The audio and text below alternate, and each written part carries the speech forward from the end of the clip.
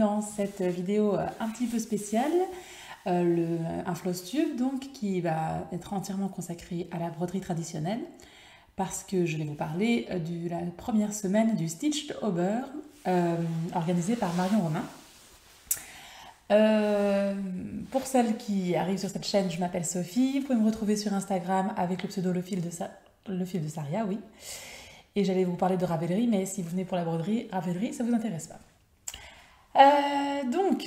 Première semaine du Stitched au beurre. Je suis contente pour l'instant. Je ne fais pas... donc d'abord, qu'est-ce que c'est un Stitched au beurre pour celles qui ne connaissent pas? C'est un défi quotidien qui consiste à broder un motif que l'on crée soi-même ou qu'on prend dans un magazine ou ce genre de choses et qui a un rapport avec un thème prédéfini. Alors moi j'ai décidé à la base de faire mes motifs moi-même, mais voilà, au bout d'une semaine je peux dire que je triche parfois un petit peu et c'est pas grave. Et qu'est-ce que je voulais dire? Oui, et je ne fais pas tous les thèmes tous les jours parce que c'est pas possible. Donc cette semaine, j'en ai fait 3. Certains, je suis très contente et d'autres un peu moins. Mais ah oui, et alors on peut faire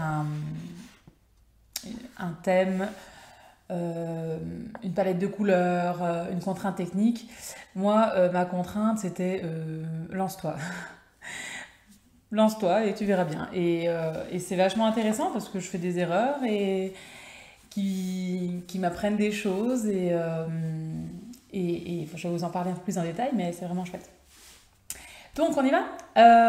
Alors cette fois-ci, donc le premier thème c'était Ronde des bois. Alors je vais vous montrer à chaque fois le dessin que j'ai fait et comme ça on pourra comparer avec ce qu'il en est vraiment. Donc Ronde des bois, j'ai voulu faire, j'espère que vous voyez bien, la lumière n'est pas terrible. Une bûche, 3 petites feuilles et du vent tout autour. Alors j'ai choisi de prendre une tunique que j'ai depuis quelques années, qui vient de chez C&A, une tunique toute unie, qui va se retrouver pleine de broderies à la fin du mois, hein, j'aime autant vous le dire.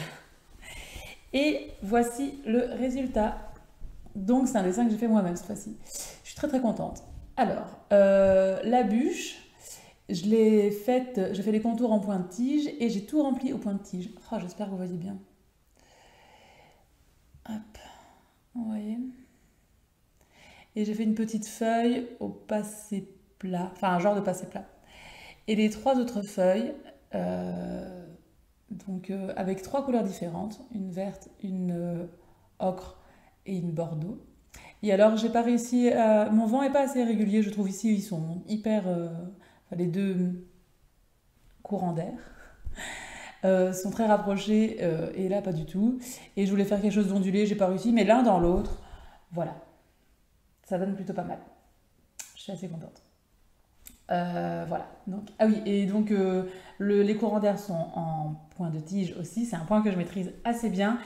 Et c'est même le premier point que j'ai appris à faire avec Julie Jolissonge dans son défi de cet été. Donc j'ai beaucoup d'affinité avec ce point.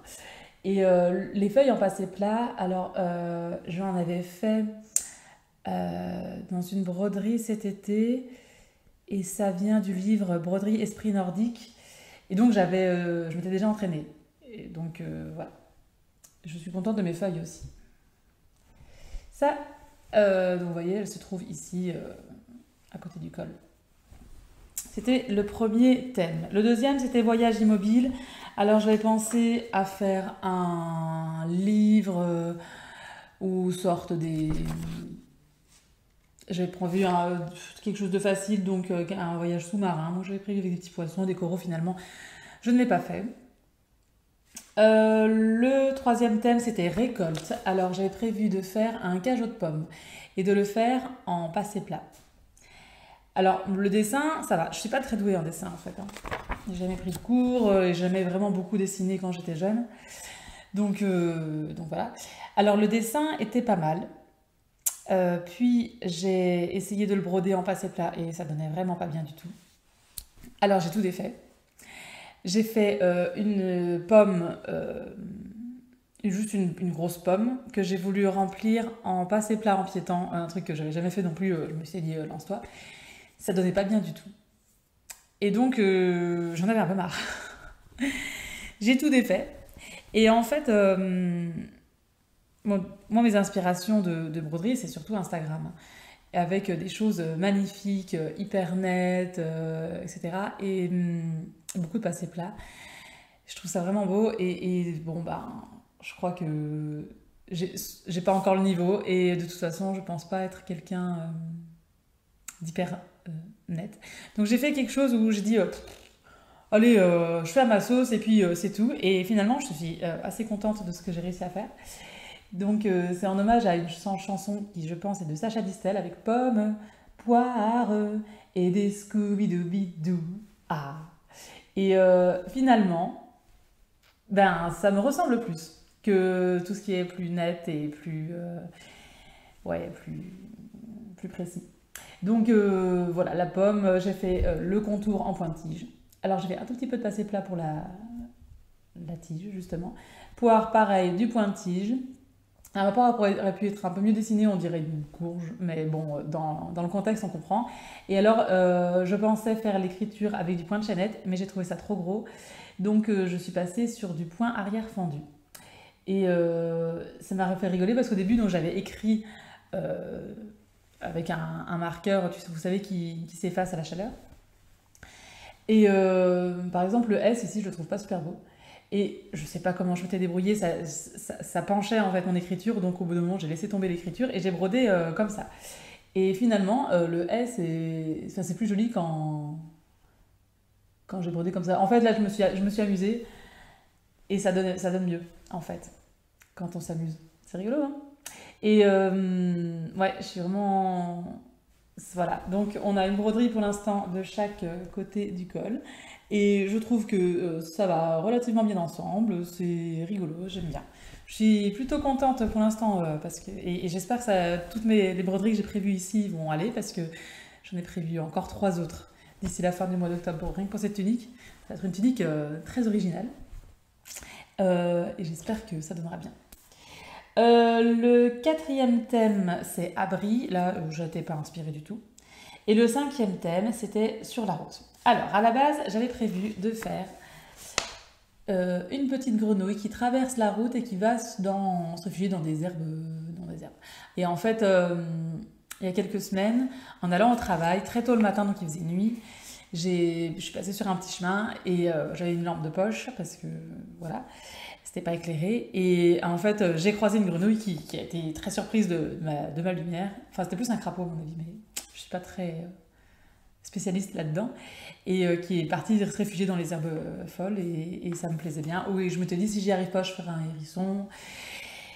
Et c'était prévu pour faire un t-shirt pour mon fils. Et lui, comment vous dire, les grenouilles, les hérissons, c'est pas son truc. Alors il m'a dit non, un train. Alors ça colle pas très bien au thème, donc on a trouvé un compromis, une voiture. Donc c'est une route avec une voiture. Alors j'ai été chercher donc là j'ai un peu triché. J'ai été chercher là-dedans s'il y avait des véhicules qui pourraient aller. Et on a trouvé une voiture.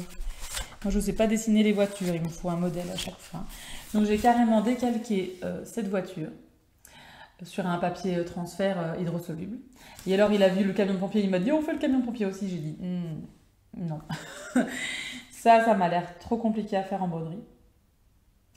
Et donc, j'ai fait la petite voiture sur un de ces t-shirts. Et je vais vous montrer ça tout de suite. Donc, j'ai pris un t-shirt uni, bleu foncé. Et voilà le résultat. Elle est où? Elle est là. Donc, je suis moyennement satisfaite de cette broderie. Tout tombe, c'est pas grave. On n'ira pas plus loin. Alors, la voiture en elle-même, donc je l'ai fait avec du passé plat. Et clairement, je crois qu'on met le point sur quelque chose. Le passé plat, soit c'est pas pour moi, soit j'ai pas du tout le niveau. Voilà, je trouve que c'est pas assez régulier du tout. Bon, c'est pas grave, hein, je pense qu'il sera content. Je lui ai pas encore montré, mais je pense qu'il sera content parce qu'à 3 ans, on voit une voiture, on est content. Alors, donc, j'ai là des petits yeux, une petite bouche. Je suis très contente de mes roues qui sont un peu plus en relief, on va dire. C'est avec du pointige. Toujours le pointige. Et alors, donc j'ai fait une route tout autour avec du point arrière et je trouve qu'il n'est pas assez net non plus. Voilà. Donc, bon, bah, l'un dans l'autre. Ça, c'est un petit t-shirt mignon quand même.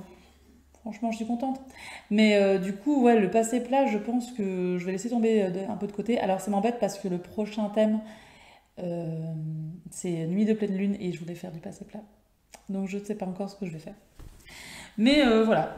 Bon, c'est pas grave en fait, parce que bon, déjà, c'est sur un t-shirt pour mon fils. Donc, autant vous dire que d'ici le printemps, il sera trop petit ce t-shirt, il ne le mettra plus. Donc, il n'y a pas mort d'homme. S'il l'aime vraiment pas, bah, il a d'autres t-shirts. Et c'est elle a une bonne bouille quand même, la voiture. Elle est très enfantine, je pense que ça lui plaira bien. Et c'est une bonne erreur, je pense.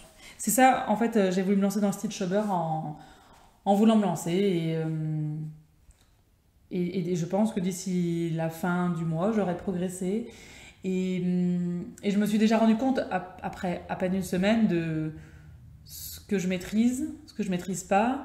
Et que finalement, ce que je vois sur Instagram, ce que font les autres, c'est bien beau, mais c'est pas forcément moi, et que il faut que j'accepte de faire des choses un peu plus brouillonnes, mais un peu plus rigolotes, quoi. Voilà, donc ça c'était pour la première semaine. J'ai adoré voir les réalisations des autres personnes parce que vraiment il y a des jolies choses, quoi, et des manières de faire différentes et des manières d'interpréter les thèmes différemment. Alors pour le voyage immobile avec le livre, tout le monde a eu la même idée, ou presque. Presque, hein. Il y en a quelques-uns. L'épouvantail notamment était vachement beau. Donc je vous invite à aller voir sur le site, sur Instagram. Je mettrai le lien en description, hein, du hashtag. Et il y a notamment aussi pour le thème abri. Il y en a une qui a pris un modèle déjà fait d'un livre qui a l'air super intéressant. Et en fait, elle a choisi de faire, c'était une silhouette de femme enceinte avec le bébé à l'intérieur et il y avait plein de feuilles autour. C'était vraiment magnifique. Et donc elle a pensé au premier abri qu'on a tous connu, c'est-à-dire le ventre de la maman. Et j'ai trouvé ça tellement beau, tellement poétique. Et voilà, on découvre plein d'univers différents, plein de choses différentes. Ce livre-là, c'est féminin sacré ou quelque chose comme ça. Clairement, je vais me renseigner. Alors que, bon, moi, si j'avais pas vu cette illustration-là, peut-être que j'aurais dit, moi, tout ce qui est spirituel, c'est pas mon truc. Donc là, je vais quand même me renseigner. C'est très inspirant. Donc, par contre, c'est chronophage, hein. Franchement, le rythme est un peu difficile à tenir, je trouve, surtout si on veut poster au jour même, parce que il faut faire le dessin, il faut le broder à l'avance. Alors notamment sur celui-ci, j'ai pris du papier hydrosoluble, donc il a fallu que je le fasse hier et que je le lave hier pour pouvoir le poster aujourd'hui. Il n'est pas encore posté, mais ça va venir. Et le temps que ça sèche, etc. Donc vraiment une logistique à mettre en place. Je pense que déjà ce soir, je vais commencer celui de lundi. Parce que mon travail mardi, par exemple, pour m'avancer, parce que mardi, j'aurai clairement pas le temps de broder et de poster. Donc il faut que je termine lundi, le thème du lundi ce week-end, et peut-être à m'avancer sur le thème du mardi. Enfin bref. Mais très sympa. Et donc, la semaine prochaine, quels sont les thèmes? Lundi, nuit de pleine lune. Ça, je vais le faire. Mardi, zone de confort, je vais le faire. Mercredi, c'est folie douce, j'avais une idée, mais je vais pas y arriver. Ensuite, air de tempête, j'espère que je vais le faire. Et puis, chez soi, je suis pas sûre. Donc, déjà, 3 par semaine, c'est pas mal. Franchement, c'est pas mal du tout. Et je suis même pas sûre que... Et les semaines d'après, il y en a moins qui m'inspirent, donc je vais sans doute ralentir le rythme. Mais ouais, ça va être cool. Voilà, je vous laisse là. Alors à mon avis, donc ici on est vendredi. Je vais aller chercher mes enfants à l'école ici. Donc le temps de faire le montage, etc. Je pense que la vidéo sera en ligne dimanche. Donc c'est très bien pour clôturer la semaine de Stitchtober. Si vous êtes intéressé pour vous lancer dans l'aventure, rien n'empêche de vous lancer maintenant et même de n'en faire qu'un sur les 22. 23, des thèmes proposés. Tout c'est du lundi au vendredi. J'ai vu qu'il y avait des personnes qui avaient voulu, qui n'en font que un par semaine. Il y a des gens qui ne vont en faire que 2 sur le mois. Vous pouvez faire vos propres dessins ou prendre des modèles déjà existants. Enfin, c'est vraiment super chouette. Voilà, moi j'aime bien. Donc je vous laisse, à bientôt. Du coup, bonne semaine, bon week-end, bonne broderie, bon tricot quand même pour celles qui tricotent en me regardant. Et à bientôt. Salut!